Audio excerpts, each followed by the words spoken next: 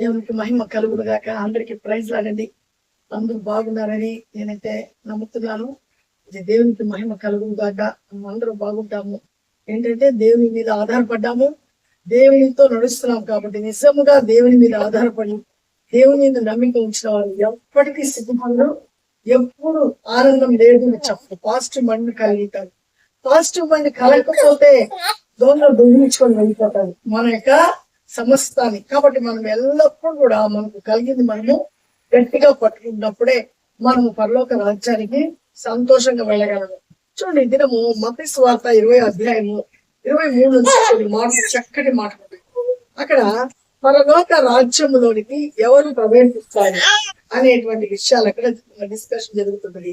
శిష్యులకి ప్రభువుని యేసుక్రీస్తు ఒక ధనవంతుడు పరలోక రాజ్యంలో ప్రవేశించుట కంటే, అంటే ఒక ధనవంతుడు పరలోక రాజ్యంలో ప్రవేశించుట కంటే సూదంట ఒంటె బెజ్జం, సూది బెజ్జంలో ఒంటె దూరిపోవట సులభం అంట. అంటే ఇంత పెద్ద ఆకారం కలిగినటువంటి ఒక పెద్ద ఒంటె సన్న సూదిలో బెజ్జం, అంటే ఆ యొక్క రంధ్రము చాలా చిన్నది, అదైనా దాంట్లో ఒదిగి బయటకు రాగలదంట. అంటే అది వచ్చేదానికైనా ఒక ఆస్కారం ఉందంట.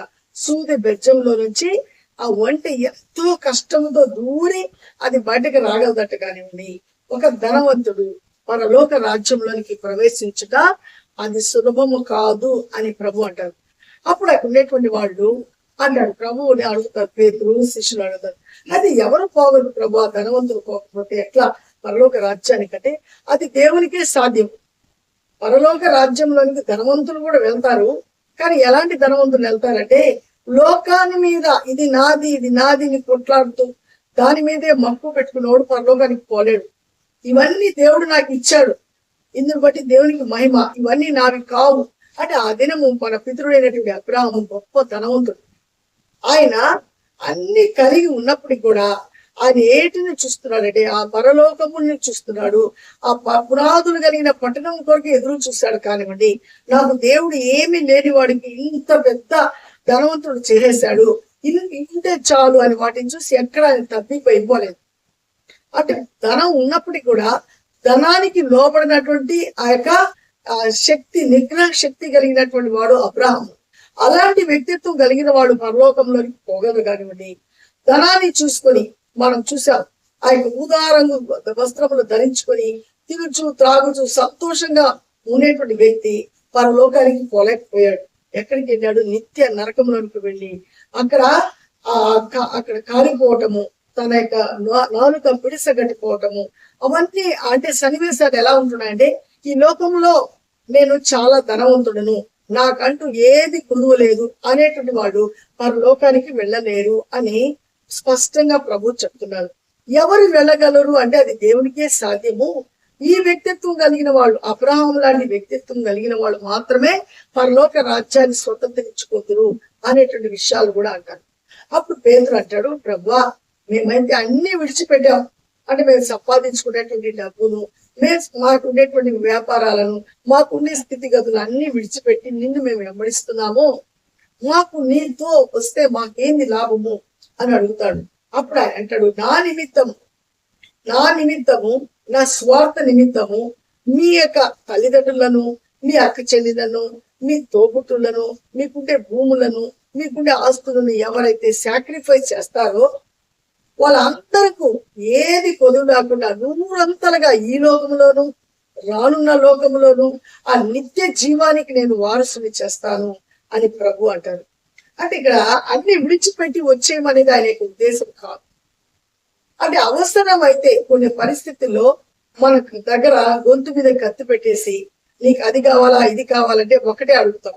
అలాంటి పరిస్థితి వచ్చినప్పుడు నీకు ప్రభు కావాలా మేము కావాలన్నప్పుడు కొన్నిసార్లు తప్పదు, నాకు ప్రభువే కావాలా వీటన్నిటికంటే అనేటువంటి పరిస్థితి కూడా వస్తే, అలాంటి పరిస్థితిలో నువ్వు గన ప్రభు కొరకు నిలబడితే నీకు ఖచ్చితంగా ఏది కొదువు లేకుండా నేను అన్ని చూసుకుంటాను. అది అంటే చూసుకునేదే కాకుండా నూరంతలుగా నీకు ఒక అన్నదమ్మును నువ్వు విడిచిపెట్టినా, ఒక అక్క చెల్లెలు నిన్ను వెలివేసి నువ్వు ప్రభుతో వెళ్ళిపోతున్నావు, నువ్వు మాకు సంబంధించినోడు కాదనుకున్నా, నీ కొరకు అనేక మంది ఆ సహోదరులను, ఆ యొక్క సహోదరులను నేను మీ కొరకు నేను ఏర్పాటు చేస్తాను. ఇదిగో మీరు నా కోసం ఒక ఎకరా ఉండొచ్చు, లేదా ఒక బిల్డింగ్ ఉండొచ్చు, అవన్నీ కూడా మీరు మీ వాళ్ళు మీకు ఇదిగో మీరు పలానా ఆయన్ని ఆరాధిస్తున్నారు కాబట్టి మీకు ఏమి రావు అని వాళ్ళు ఇవ్వకపోయినా కూడా మీకు ఉంటే వాళ్ళతో ఉంటే ఒకే ఇల్లు ఉంటది. కానీ మీరు దానికి కూడా సాక్రిఫైసెస్ నా కొరకు ఉన్నప్పుడు మీకు నూరంతలు అంటే ఎక్కడ ఏ ఊరికి వెళ్ళినా ఆ ఊర్లో మీకు బిల్డింగ్ ఉండే విధంగా చేస్తాను. మీకు కావాల్సిన అన్ని సదుపాయాలు నేను ఇస్తాను. ఎందుకని నా కొరకు మీరు పర్ఫెక్ట్ గా బ్రతికినప్పుడు అనేటువంటి మాట అంటారు ప్రభు. కాబట్టి మనము ఈ రోజు తీసుకోవాల్సిన నిర్ణయం నువ్వు ఉంటే చాలయ్యా, ఆయన ఉంటే జీవం ఉంది. నేను దినం ఆదివారం రోజు మనం వాక్యాన్ని ధ్యానించినప్పుడు మన ఆదివారము అక్కడ జీవాన్ని గురించి మాట్లాడుతున్నాడు.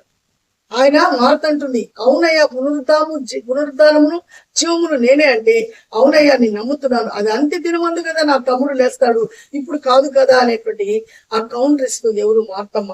అయినా నువ్వు నమ్మితే ఇప్పుడే దేవుని మహిమను చూస్తావని అంటున్నాడు. కాబట్టి ప్రభువుల జీవాన్ని పెట్టున్నాడు దేవుడు.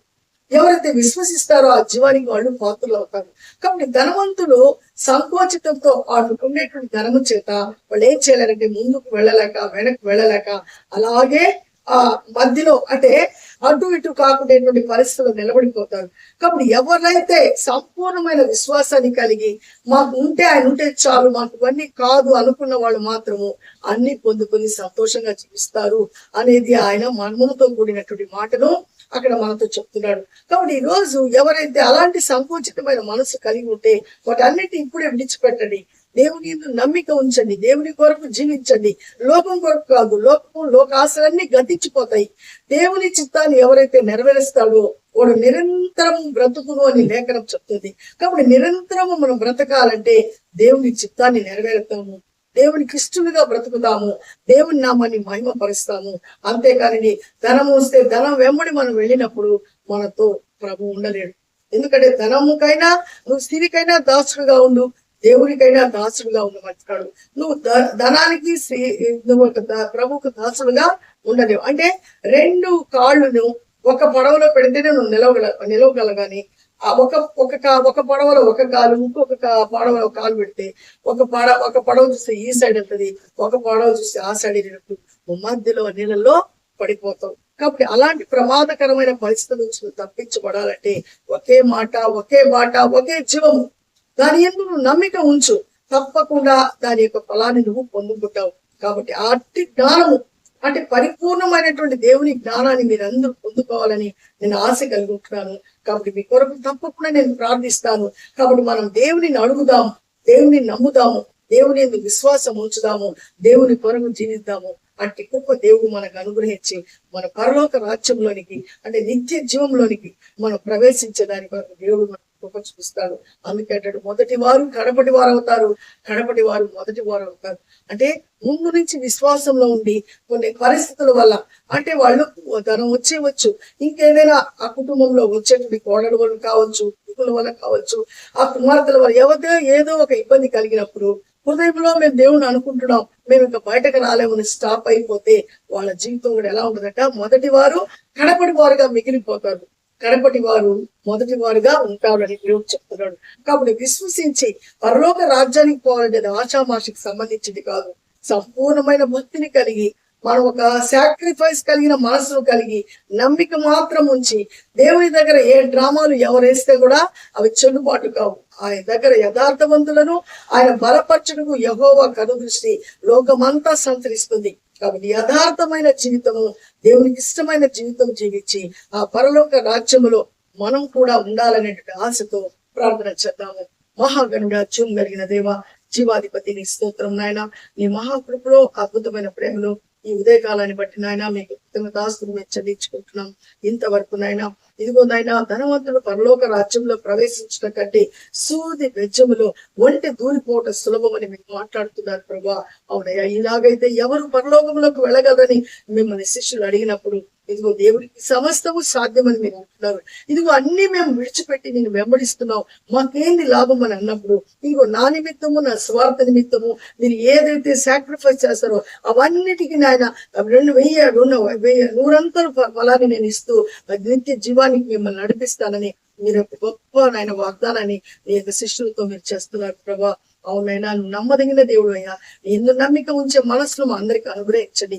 ఈ వీడియో ఎవరైతే చూస్తున్నారో, ఎవరైతే ఇంకా సంకుచితమైన మనసులు కలిగి ఉంటున్నారో, ఎటు ఇటు కాకుండా ప్రభా ఎలా ఉంటున్నారు, అలాంటి వాళ్ళ యొక్క హృదయాలు మీరు స్పందించినట్లు, వారి హృదయాలు నీ వైపు కంప్లీట్ గా నైనా ఆయా కేంద్రీకృతం అగునట్టు ప్రభా కార్యం జరిగించండి. ప్రతి ఒక్కరి అవసరం తీర్చండి. ఇదిగోనైనా చాలా కాలం నాయన దైవత్వంలో ఉండి ఏదో ఒక సమస్య చేత, ఏదో ఒక విధమైనటువంటి ఆటంకాల చేత ఆగిపోయినటువంటి పరిస్థితులు ఎంతో మందిని చూస్తున్నామయ్యా. అలా కాకుండా వాడు సాగిపోవటకు నాయన ధైర్యం కలిగిన ఆత్మనిచ్చి బలపరిచి నీ నామాన్ని మహిమపరచు విధంగా ప్రతి కుటుంబాన్ని లేవనెత్తమని, ప్రతి జీవితాన్ని ప్రభా నీ కొరకు ధైర్యంగా, నీ కొరకు నాయన అయా నా తండ్రి సత్యంలో జీవించేటువంటి మనస్సును ప్రతి బిడకు మీరు అనుగ్రహించి ఆశీర్వదించమని, అవసరతులు అక్కర్లు తీర్చి మరలా మీ చిత్తమైతే నేను కలుసుకునే పర్యంతరం నాయన నీ కృపాక్షేమంలో మా అందరితో ఉంచమని యేసయ్య పరిశుద్ధ నామంలో అడిగి ప్రతిమాలు వేడుకుంటున్నా పరమ తండ్రి. ఆమేన్. అందరికీ ప్రైజ్ లాడండి. దేవుడు మనకు తోడే ఉండను గాక. కాబట్టి ధనవంతుడు లాంటి మనస్సును కలిగి, అంటే ధనాన్ని విడిచిపెట్టలేక పరలోకానికి పోలేని వాళ్ళు ఎంతో మంది ఉంటున్నారని కూడా చెప్తున్నారు. కాబట్టి ధనము కంటే ప్రభువే మనకు ముఖ్యము. అంటే ధనాన్ని మొత్తము, ఎంత పెద్ద ధనవంతుడైనా సరే మొత్తం విడిచిపెట్టుకోవాల్సింది ఏమి తీసుకుని వెళ్ళడు. కానీ మనం వెళ్ళాలంటే మన దేవుని దగ్గరికి మనతో పాటు మన నీతి క్రియలు వస్తాయి. దేవునితో నడిచిన విధానము, దేవునికి ఇష్టమైన జీవితం జీవించిన విధానమైన పరలోకంలో అది పరిగణలోకి వస్తుంది. అట్టి జ్ఞానాన్ని మనం పొందుకొని దేవుని మహిమపడతాము. షేర్ చేయండి, లైక్ చేయండి, కామెంట్ చేయండి, సబ్స్క్రైబ్ చేయండి. ఇంకా మన ఛానల్ తెలియని వారికి తెలియచేసి దేవుని రాజ్యాన్ని కట్టుటకు మనం అందరం పురిగొల్పబడదాము, దేవుని మహిమపడతాము. అంతవరకు మరలా మనం కలుసుకునే పర్యంతరము దేవుని కృపాక్షేమము తోడుగా ఉండుగాక. షాలోమ్.